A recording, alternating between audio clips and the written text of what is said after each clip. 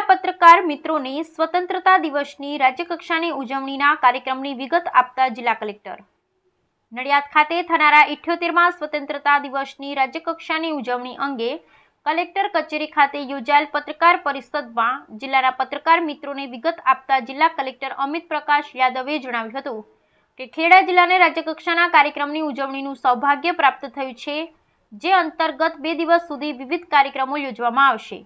મુખ્યમંત્રી શ્રી ભૂપેન્દ્રભાઈ પટેલના હસ્તે ₹42.20 કરોડ રૂપિયાના ખર્ચે તૈયાર થયેલ 117 કામોનું ઈ-લોકાર્પણ અને ₹76.34 કરોડના ખર્ચે થનાર 101 વિકાસ કામોનું ખાતમુહૂર્ત કરવામાં આવશે।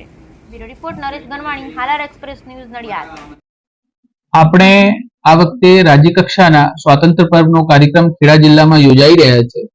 આ કાર્યક્રમ 14 ઓગસ્ટના રોજ સાંજે 4:30 વાગે બીએપીએસ હોલમાં એટ હોમ કાર્યક્રમ રાખવામાં આવશે અને સાંજે 6:30 વાગે હેલીપેડ ગ્રાઉન્ડ ઉપર સાંસ્કૃતિક કાર્યક્રમ યોજવામાં આવશે। આમાં માનનીય રાજ્યપાલ શ્રી અને માનનીય મુખ્યમંત્રી શ્રી આ કાર્યક્રમમાં ભાગ લેવાના છે।